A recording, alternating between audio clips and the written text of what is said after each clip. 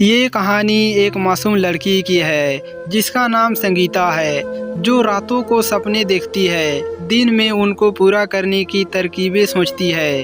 रोज कई मुश्किलों के बाद भी हौसला नहीं छोड़ती थी, चाहे हर दिन सपने जीवन संघर्ष में लगा देती है, पर अपने सपनों को पूरा करने के लिए हर कोशिश करती है। आज फिर संगीता जब स्कूल से अपने भाइयों के साथ लड़ते झगड़ते घर पहुंची तो माँ हमेशा की तरह ही पानी लिए खड़ी थी। तीनों ने पानी के गिलास उठाए और घट घट करते हुए पानी पी गए। अरे आराम से पियो बच्चों, कोई बस छूट जाएगी क्या? माँ थोड़ा गुस्से में बोली। बस का तो पता नहीं माँ। हाँ, मगर जिसकी खुशबू आ रही है वो ना छूट जाए कहीं। बावजूद उसकी माँ गुस्सा थी। सबसे पहले संगीता, उनका छोटा भाई और अंत में दूसरा भाई भी तीनों भागते हुए रसोई की तरफ चले गए। अरे आराम से बच्चों, वहीं आंगन में पेड़ के नीचे बैठे पापा बोले। इस बीच चारपाई पर बैठी दादी मुस्कुराते हुए बोली, ये नहीं रुकेंगे, इधर से उधर सारा दिन भागम भाग करते रहते हैं, कभी यहाँ कभी वहाँ। ये संगीता या तो वो कहानियाँ प्रेरणादायक स्टोरी पढ़ती रहती है, अंग्रेजी शब्दों का कत्ल सा करती हुई दादी बोली, या रेल की तरह दौड़ती रहती है। वो क्या नाम था अशोक बेटा, जिसमें तू आता है शहर से? याद करते हुए दादी ने पूछा। माँ जामुवती एक्सप्रेस, मंद सा मुस्कुराते हुए पापा बोले। उसी समय तीनों ही हलवे से भरी अपनी अपनी कटोरी लिए वहीं रसोई घर के बाहर मटकों के पास ही बैठ गए। ओहो, यहीं बैठ गए, अब मटके ना तोड़ देना, चलो उठो, वहाँ बैठो चारपाई पर।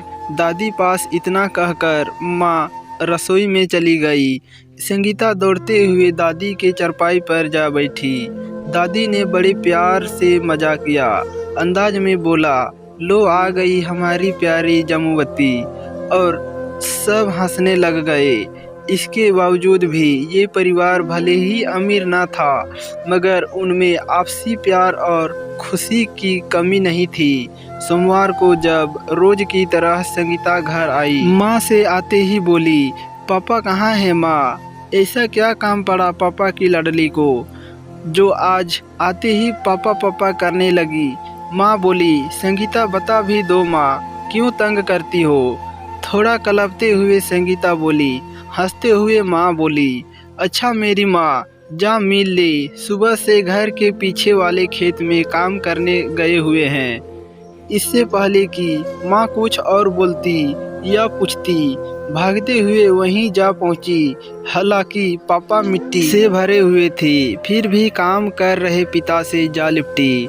बड़े प्यार से पापा ने उसे गोद में उठा लिया और बोले, आज जल्दी आ गई मेरी गुड़िया रानी। हाँ पापा, आज हमें जल्दी छुट्टी हो गई, क्योंकि वो मास्टर जी को दूर शहर किसी की शादी में जाना था। अच्छा तो ये बात थी। धीमी सी आवाज़ में संगीता बोली, पापा पैसे दो ना, मुझे आइसक्रीम खानी है। जैसे ही पापा से पैसे लिए संगीता फिर वहाँ रुकने वाली थी। बिना स्कूल की वर्दी उतारे भरी दोपहर में तेज गर्मी के बावजूद जैसे तैसे हथेली में 5 रुपए की नोट लिए और साथ में प्रेरणादायक कहानी की किताब लिए बिना किसी को बिना बताए 2 कोस दूर पैदल ही आइसक्रीम की दुकान पर पहुँच गई। उसे आइसक्रीम इतनी पसंद थी कि जैसे ही उसने ठंडी आइसक्रीम हाथ में ली, अपनी सारी थकान वो पल भर में ही भूल गई।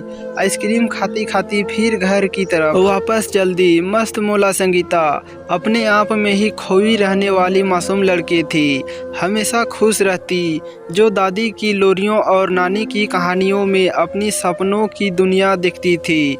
नानी के घर जाने की बात से ही खुश हो जाती।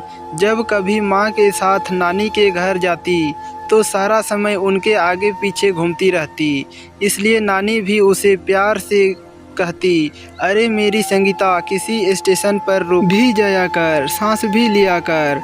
तो इस तरह से संगीता घर वालों के लाड प्यार में बड़ी हुई थी। हाँ, मगर पढ़ने लिखने में कभी उसका कुछ खास मन नहीं लगा।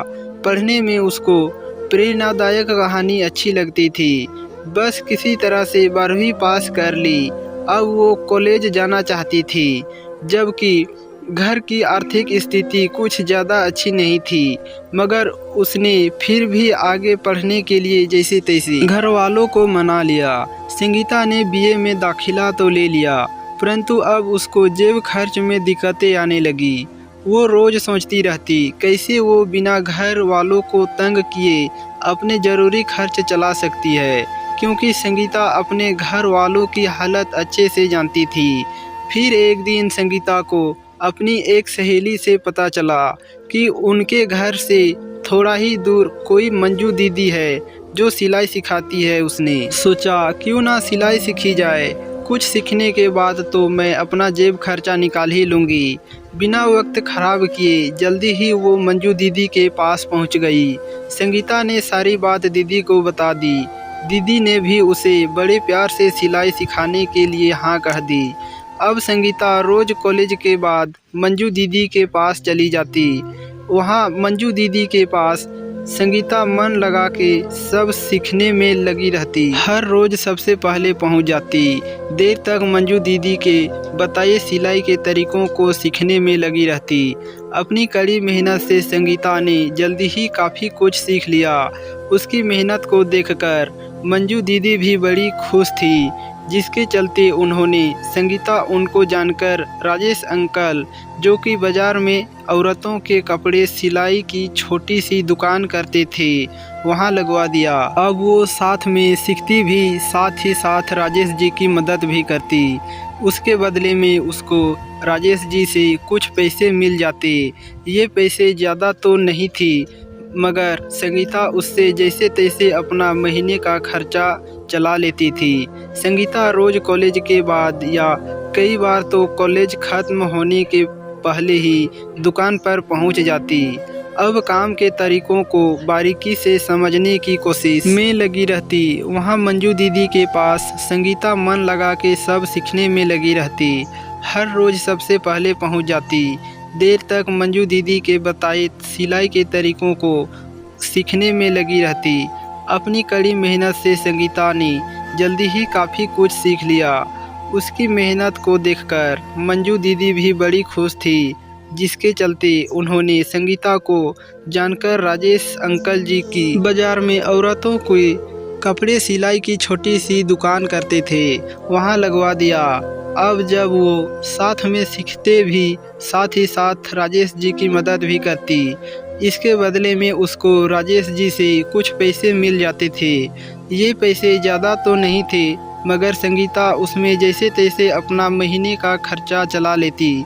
संगीता रोज़ कॉलेज के बाद या कई बार तो कॉलेज ख़त्म होने से पहले ही दुकान पर पहुंच जाती। सब काम के तरीक़ों को बारीकी से समझने की कोशिश में लगी रहती। बुधवार को जब रोज़ की तरह ही वो सिलाई के कामों में रुचि हुई थी, अचानक राजेश अंकल संगीता के पास आए और बोले, सुनो, ऐसा करो, तुम घर चली जाओ, क्योंकि तुम्हारा भाई आया है तुम्हें लेने। कुछ सोचते हुए राजेश जी ने 500 का एक नोट संगीता की हथेली पर रख दिया, फिर खुद जाकर दुकान पर बैठ गए। हालांकि ये कोई एहसास नहीं था, बल्कि संगीता की मेहनत का सिर्फ कुछ ही हिस्सा था। मगर राजेश अंकल ने कभी संगीता को 550 से अधिक कुछ नहीं दिया था। इससे पहले संगीता को भी कभी किसी से इतने पैसे नहीं मिले थे। इसकी आंखों में आंसू उतर आए। अपना खुद का कमाया हुआ पहली बार उसके हाथ में कुछ इतना था कि वो कुछ तो कर सके अपने लिए, अपने घर वालों के लिए। पल भर में उसके दिल दिमाग में कई ख्याल घूमने लगे। मन ही मन वो सोचने लगी, इस बार दादी के लिए कोई दुपट्टा, नानी के लिए कोई अच्छी सी मिठाई लेकर जाऊंगी, पापा के लिए, वो माँ के लिए, ये अपने लिए प्रेरणादायक कहानी की कोई किताब लूँगी। मानो उसको ऐसा लग रहा था जैसे उनको 500 रुपये नहीं मिले, बल्कि कहीं से कुछ भी कर सकने की आज़ादी उसे मिल गई हो, जो कि शायद किसी भी लड़की के लिए सबसे बड़ा तोहफा होगा। अंकल ने संगीता को दोबारा आवाज़ दी। तब संगीता अचानक से अपने ख्यालों से बाहर आई। झट से दुपट्टे के एक कोने से अपनी आंखें पोंछती दुकान के दरवाजे पर खड़े अपने भाई के पास जाकर बोली, क्या हुआ, घर क्यों जाना है? तुम चलो तो। संगीता का भाई थोड़ा जल्दी में बोला। नहीं तुम बताओ। संगीता बोली, मुझे नहीं पता, माँ ने बुलाया है, नानी घर जाना है शायद तुम्हें, अब जल्दी करो। नानी घर जाने के नाम से ही संगीता खुशी से झूम उठी। अपना 500 रुपये का नोट हाथ में दबाए, चेहरे पर खुशी लिए ये सोचते हुए कि वो कौन सी मिठाई लेकर जाएंगे अपनी नानी के लिए। इसी सोच के साथ घर की तरफ जल्दी से चलने लगी और भाई भी उसके पीछे पीछे चलने लगा। जब संगीता घर पहुंची तो माँ पहले से ही उसका इंतज़ार कर रही थी। माँ ने उसको साथ लिया और नानी घर जाने के लिए निकल गई। संगीता मन ही मन खुशी थी कि वो नानी के घर जा रही है। जब वो नानी के घर पहुंची तो घर के बाहर कुछ लोगों की भीड़ लगी दिखी। संगीता को कुछ समझ में नहीं आया, उसका दिल बैठा जा रहा था। जैसे दोनों घर के अंदर गए तो सब चुपचाप खड़े थे। उनकी माँ का हौसला भी अब टूट रहा था। घर की दहलीज पर आते ही माँ की आंखों से कुछ आंसू निकलकर उसकी गालों पर टपक गए, जिसको वो पता नहीं कितने ही घंटों से रोकी हुई थी। संगीता दौड़ती हुई नानी के कमरे में गई। नानी को जमीन पर पड़े देख संगीता वहीं ठहर गई और दरवाजे का सहारा लिए वहीं जमीन पर बैठ गई, मानो जैसे उसके लिए वक्त कुछ रुक गया हो। उसके लिए ये देख पाना ऐसा था जैसे कोई बुरा सपना है, जिसमें नानी उसके बुलाने पर भी अपनी जान से भी प्यारी बेटी से बोल नहीं सकती थी, जिसमें उसकी वो नानी जो हमेशा दहलीज पर खड़ी उसकी राह देखती रहती थी, वो आज आंखें मूंदे जमीन पर पड़ी थी। संगीता यकीन नहीं कर पा रही थी कि उसकी प्यारी दोस्त, उसकी जान से भी प्यारी नानी माँ जो उसको छोड़कर कहीं भी नहीं जा सकती थी, जो उसके बिना पल भर भी नहीं रहती थी, अब वो हमेशा के लिए उसे छोड़कर दूर चली गई है, जहाँ से वापस आने का कोई रास्ता नहीं है। नानी की मौत से संगीता को इतना धक्का लगा कि उसकी आंखों से आंसू कभी खुद ही निकलने लगते तो कभी खुद ही बंद हो जाते। कभी वो जमीन पर पड़ी नानी के गले लगती तो कभी उसका साथ पकड़कर देखती रहती। दोपहर से शाम कब हो गई किसी को पता नहीं चला। पापा, माँ, दादी सबके समझाने से भी संगीता पर कोई असर नहीं पड़ा। वो बार बार नानी के पास जाकर बैठ जाती थी। उसे सारी रात यही लगता रहा कि शायद उसकी दोस्त प्यारी नानी फिर उठ बैठ जाए, उससे कोई बात तो कर ले। इस तरह दोपहर से शाम और शाम से रात, फिर रात से सुबह हो गई, पर दादी कुछ न बोली। संगीता को भी न चाहते हुए यकीन करना ही पड़ा, अब उसकी नानी नहीं रही। सूरज ढलते ही संगीता के पापा और बाकी सब रिश्तेदार अंतिम संस्कार की तैयारी में लग गए। संगीता की आंखों के सामने उसकी दोस्तों, उसकी प्यारी नानी की अर्थी को कुछ लोग अपने कंधों पर चढ़ाए चल दिए। संगीता सब देखती रही और उसकी आंखों से आंसू निकलते रहे। अंत में नानी को अंतिम विदाई दे दी गई और नानी हमेशा के लिए इस दुनिया को अलविदा कह चली गई। वक्त बीता, मौसम बदले, पर संगीता की नानी हमेशा संगीता की यादों में जिंदा रही। इन सब चीज़ों से निकलने में प्रेरणादायक कहानी ने बड़ा साथ दिया। संगीता अब फिर से रोज की तरह कॉलेज और सिलाई की यदि कामों में व्यस्त हो गई। वक्त हर जख्म भर ही देता है। फिर से रोज की तरह कॉलेज और सिलाई यदि कामों में व्यस्त हो गई। वक्त हर जख्म भर ही देता है। एक दिन संगीता के पापा, दादी और उसके दोनों भाई आंगन में बैठे बातें कर रहे थे तो दादी को बार बार अपने घुटनों को दबाते देख रही थी। संगीता के पापा थोड़ा घबराते हुए बोले, माँ क्या बात है, तुम बार बार घुटनों को दबा रही हो, कहीं फिर से तुम्हारे घुटनों में दर्द तो नहीं उठ रहा। हंसते हुए दादी बोली, अरे नहीं बेटा, मैं ठीक हूँ, तू क्यों चिंता करता है, आज थोड़ी ठंड कुछ ज़्यादा ही हो गई है। अगर ये बात थी माँ तो बताया क्यों नहीं, अभी तसले में आग जला देते हैं। उन्होंने अपने दोनों बेटों को भेजा, जाओ रसोई घर से लकड़ी और कुछ कोयला लाओ, और हाँ, अपनी माँ को भी बुला लाना। दोनों कुछ लकड़ियाँ और कोयला लेकर आ गए और पापा के साथ आग जलाने में लग गए। इतने में संगीता दबे पैर चुपके से आई और दादी के पीछे से दोनों हाथों से दादी की आंखों को बंद कर दिया। पर दादी तो पल भर में ही बोल पड़ी, लो आ गई मेरी संगीता, ठंडे ठंडे हाथ लिए। संगीता ठहाका से लेते हुए बोली, क्या दादी हर बार इतनी जल्दी पहचान लेती हो? ये कहते हुए संगीता ने दादी को गालों पर चूमते हुए अपनी बाहों में जोर से लिया। बड़े प्यार से दादी बोली, बिटिया रानी, कभी ऐसा भी हुआ है कि अपने बच्चों को न पहचान सकूं? दादी, हर बार की तरह तुम ही जीती है, मैं हारी हूँ। ये कहते हुए संगीता पापा के गले जा लगी और फिर माँ को आवाज़ लगाते हुए अंदर कमरे में चली गई। अंदर माँ एक हल्के हरे रंग के पुराने जंक खोले डार्क को खोलकर कुछ कागज पन्नों को बिखरे बैठे कुछ कर रही थी। जैसे संगीता कमरे के अंदर आई तो उसको देख माँ झट से सब समेटने लगी। संगीता कुछ कागज़ों की कॉपी को उठाकर देखने लगी और कुछ पकड़ते हुए बोली, माँ ये किसकी जन्म कुंडली है? ये जय कौन है माँ?